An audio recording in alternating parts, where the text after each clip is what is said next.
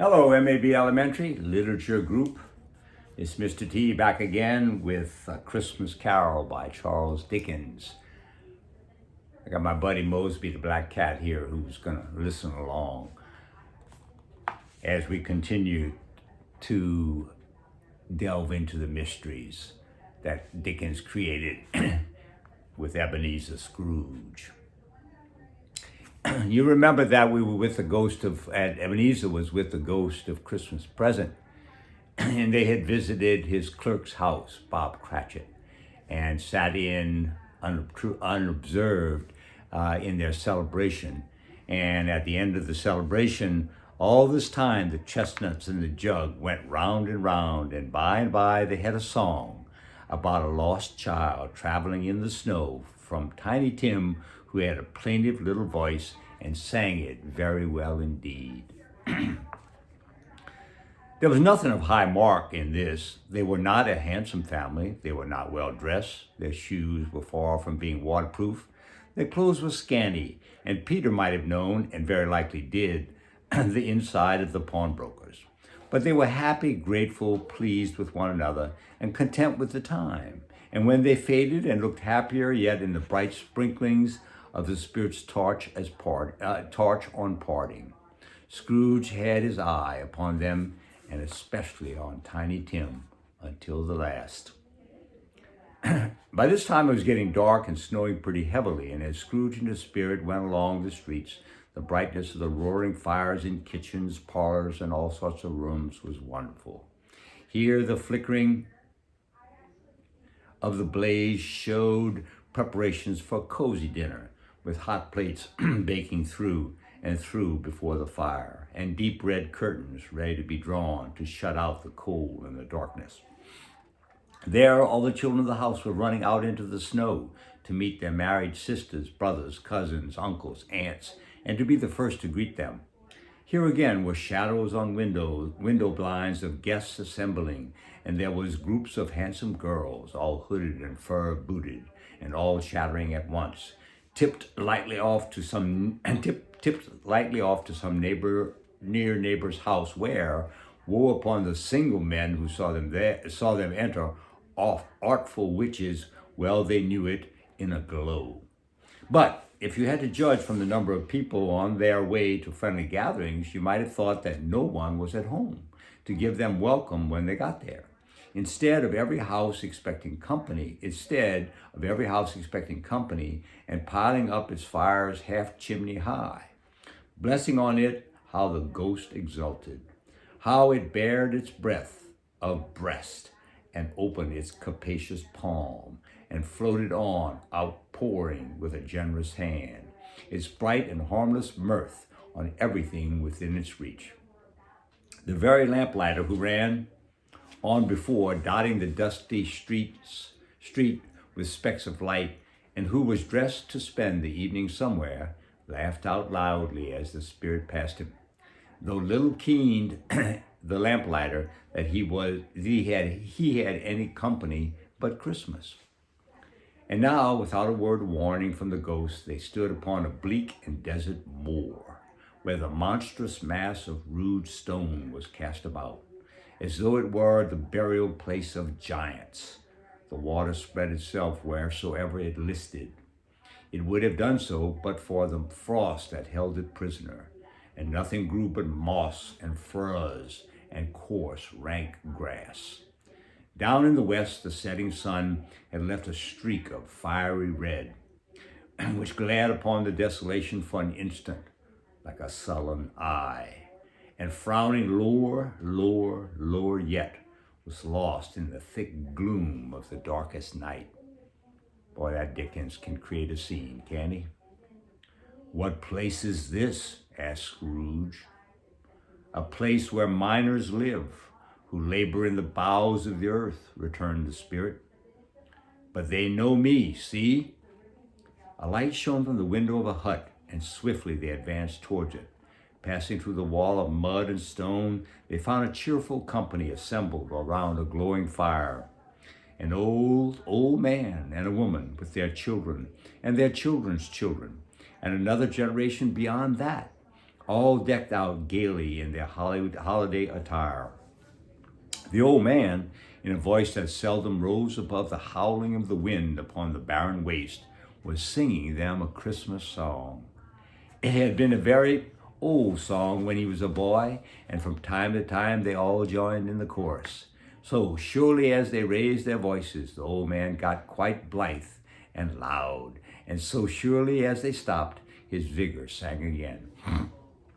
The spirit did not tarry here, but bade Scrooge hold his robe, and passing on above the moor, sped whither? Not to see. To see? To Scrooge's horror, looking back, he saw the last of the land, a frightful range of rocks behind them. His ears were deafened by the thundering of the water as it rolled and roared and raged among the dreadful caverns it had worn, and fiercely tried to undermine the earth. Built upon a dismal reef of sunken rocks some league or so from shore, on which the waters chafed and dashed, the wild year through, there stood a solitary lighthouse. Great heaps of seaweed hung to its base, and storm birds, born of the wind, one might suppose, as seaweed of the water, rose and fell about it like the waves they skimmed. Man, that Dickens. Wow. But even here, two men who watched the light had made a fire that through the loophole in the thick stone wall shed out rays of brightness on the awful sea. Joining their horny hands over the rough table at which they sat, they wished each other Merry Christmas in their can of grog, and one of them, the elder two, with his face all damaged and scarred with hard weather, as the figurehead of an old ship might be, struck up a sturdy song that was like a gale in itself.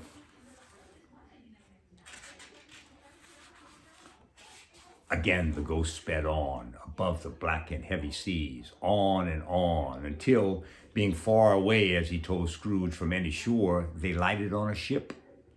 They stood beside the helmsman at the wheel, and looked out in the bow, and the officers who had the watch, dark, ghostly figures in their several stations. But every man among them hummed a Christmas tune, or had a Christmas thought, or spoke below his breath of his companions of some bygone Christmas day, with homeward hopes belonging to it. And every man on board, waking or sleeping, good or bad, had a kinder word for another on that day than on any other day of the year, and had shared to some extent in his festivities, and had remembered those he cared for at a distance, and had known that they delighted in remembering him too. It was a great surprise to Scrooge, while listening to the moaning of the wind and thinking what a solemn thing it was to move on through the lonely darkness of an unknown abyss, whose depths were secrets as profound as death. It was a great surprise to Scrooge, while thus engaged, to hear a hearty laugh. It was a much greater surprise to Scrooge to recognize it as his own nephew's, and to find himself in a bright, dry, gleaming room with the spirit standing smiling by his side and looking at that same nephew in approving affability. Ha ha, laughed Scrooge's nephew, ha ha ha.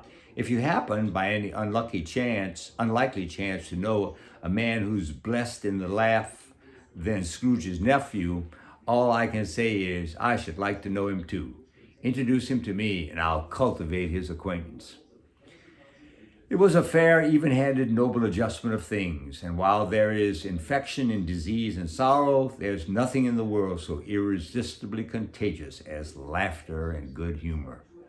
When Scrooge's nephew laughed in this way, holding his sides and rolling his head and twisting his face into the most extravagant contortions, Scrooge's niece, by marriage, laughed as heartily as he, and their assembled friends, being not a bit behindhanded, roared out lustily. Ha ha ha, ha ha ha. He said that Christmas was a humbug, as I lived, cried Scrooge's nephew. He believed it too. Ah, more shame on him, Fred, said Scrooge's niece indignantly. Bless those women. They never do anything by halves. They're always in earnest. She was pretty, exceedingly pretty, with a dimpled, surprised looking capital face, a ripe little mouth that seemed made to be kissed, as no doubt it was, all kinds of good little dots about her chin that melted into one another when she laughed, and the sunniest pair of eyes you ever saw in any little creature's head. Although she was what you would have called provoking, but satisfactorily so. Oh, perfectly satisfactory. He's a comical old fellow, said Scrooge's nephew.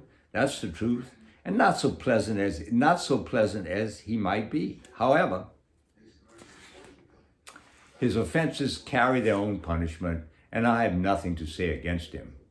I'm sure he is very rich, Fred, hinted Scrooge's niece. At least you always tell me so. What of that, my dear? Said Scrooge's nephew. His wealth is of no use to him. He don't do any good with it. He don't make himself comfortable with it. He hasn't the satisfaction of thinking, that he's ever going to benefit us with it. I have no patience with him, observed Scrooge's niece. Scrooge's niece's sisters and all the other ladies expressed the same opinion. Oh, I have, said Scrooge's nephew. I am sorry for him. I couldn't be angry with him if I tried. Who suffers by his ill whims? Himself always. Here, he takes it into his head to dislike us, and he won't come and dine with us. What's the consequence? He doesn't lose much of a dinner. Indeed, I think he loses a very good dinner, interrupted Scrooge's niece. Everyone else said the same, and they must be allowed to have their compliment judges, because they had all just had dinner, and with the dessert upon the table, were clustered around the fire by lamplight. Well, I'm very glad to hear it, said Scrooge's nephew, because I haven't great faith in these young housekeepers. What do you say, Topper? Topper had clearly got his eye upon Scrooge's niece's sisters, for he answered that a bachelor was a wretched outcast who had no right to express an opinion on the subject. Whereat Scrooge's niece's sister, the plump one with the lace tucker, and not the one with the roses, blushed. Do go on, Fred, said Scrooge's niece, clapping her hands. He never finished what he's begun to say. He's such a ridiculous fellow. Scrooge's nephew reveled in another laugh, and as it was impossible to keep the infection off, though the plump sister tried hard to do it with aromatic vinegar, his example was unanimously followed. I was going to say, said Scrooge's nephew, that the consequences of his taking a dislike to us and not making merry with us, as I think, that he loses some pleasant moments which could do him no harm. That's for sure.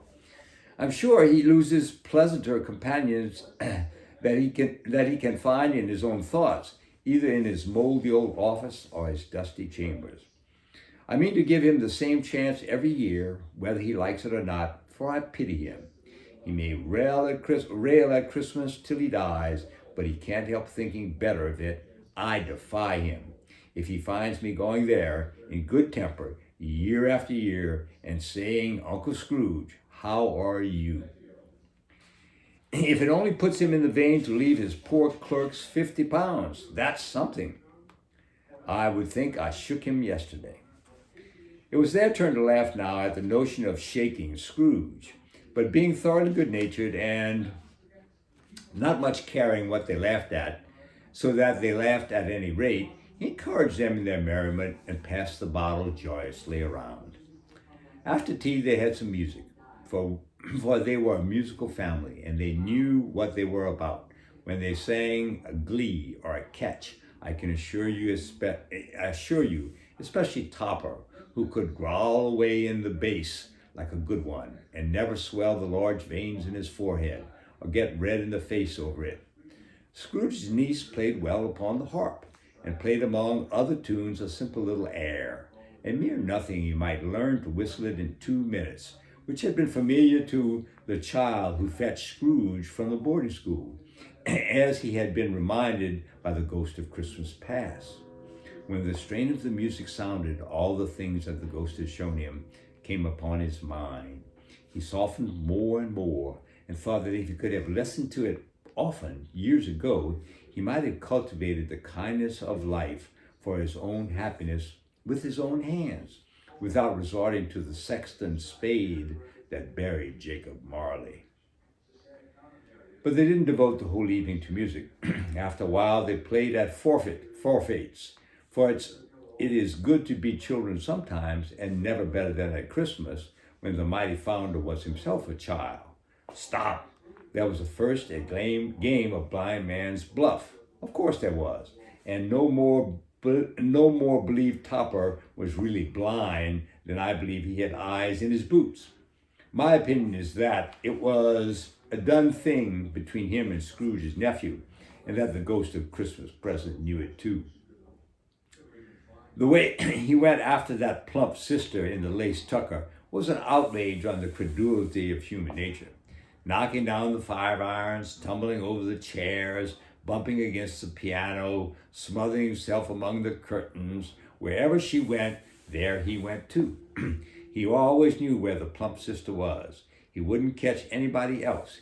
If you had fallen up against him, as some of them did, and stood there, he would have made feint of endeavoring to seize you, which would have been an affront to your understanding, and would instantly have slid off in the direction of the plump sister.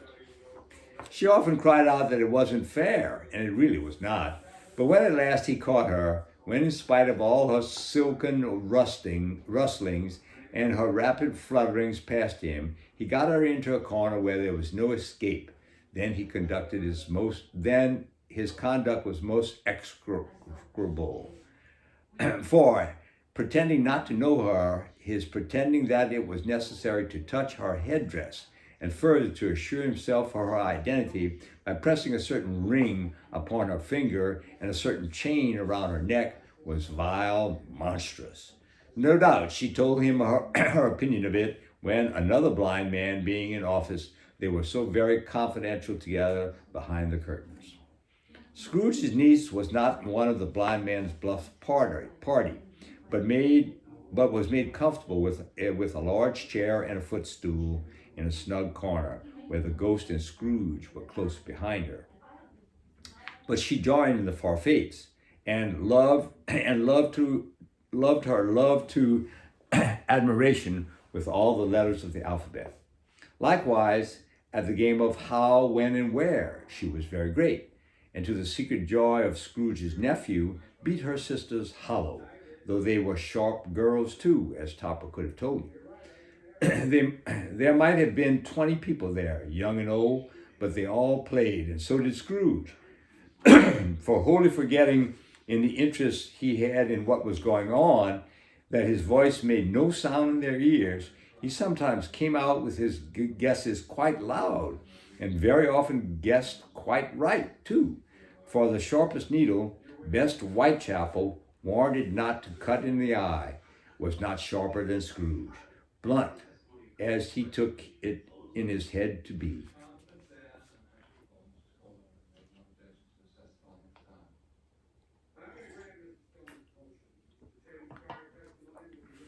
Excuse me. The ghost was greatly pleased to find him in this mood, and looked upon him with such favor that he begged like a little boy to be allowed to stay until the guest departed. But, excuse me, but this the spirit could not be done. Said the spirit could not be done, said the spirit. Here's a new game, said Scrooge. Oh, half an hour, spirit, only one, please. It was a game called Yes and No, where Scrooge's nephew had to think of something, and the rest would find out what. He only answered to their questions yes or no, as the case was. The brisk fire of questioning to which he was exposed elicited from him that he was thinking of an animal, a live animal, rather a disagreeable animal, a savage animal, an animal that growled and grunted sometimes, and talked sometimes and lived in London and walked about the streets and wasn't made a show of and wasn't led by anybody and didn't live in a menagerie and was never killed in a market and was not a horse or an ass or a cow or a bull or a tiger or a dog or a pig or a cat or a bear. At every fresh question that was put to him, this nephew burst into a fresh roar of laughter and was so inexpressibly tickled that he was obliged to give up off the sofa and stamp. At last, the plump sister, falling into a similar state, cried out, "I found it out. I know what it is, Fred. I know what it is." "What is it?" cried Fred. "It's your Uncle Scrooge." Which it certainly was. Admiration was the universal sentiment, though some objected that the reply to, "Is it a bear?" ought to have been yes, inasmuch as an answer to the negative was sufficient to have diverted their thoughts from Scrooge, supposing they had ever had any tendency that way anyway. "He has given us plenty of merriment, I'm sure," said Fred, "and it would be ungrateful not to drink to his health. Here's a glass of mulled wine ready to our hand at the moment, and I say, Uncle Scrooge." "Well, Uncle Scrooge," they all cried, "a Merry Christmas and a Happy New Year to the old man, wherever he is," said Scrooge's nephew. "He wouldn't take it from me, but may he have it nevertheless. Uncle Scrooge, Merry Christmas." Uncle Scrooge had imperceptibly become so gay and light of heart that he would have pledged the unconscious company in return, and thanked them in an inaudible speech, if the ghost had given him time. But the whole scene passed off in a breath of the last words spoken by his nephew, and he and the spirit were again upon their travels. Much they saw, and far they went, and many homes they visited, but always with a happy end. The spirit stood beside sick beds, and they were cheerful. On foreign lands, and they were close at home. By struggling men, and they were patient at their greater hope. By poverty, and it was rich. In almshouses, hospital, and jail. In misery's every refuge, where vain man, in his little brief authority, had not made fast the door, and barred the spirit out, he left his blessings, and taught Scrooge his precepts. It was a long night, if it was only a night, but Scrooge had his doubts of this, because the Christmas holidays appears to be condensed into a space of time they passed together. It was strange, too, that while Scrooge remained unaltered in his outward form, the ghost grew older, clearly older. Scrooge had observed this change, but never spoke of it, until they left a children's 12th night party, when, looking at the spirit as they stood together in an open place, he noticed that its hair had gone gray. "Are spirits' lives so short?" asked Scrooge. "My life upon this globe is very brief," replied the ghost. "It ends tonight." "Tonight!" cried Scrooge. "Tonight at midnight. Hark, the time is drawing near." And we'll stop part 3 there. And this is Mr. T, inviting you to join me again, where we continue with Charles Dickens' A Christmas Carol.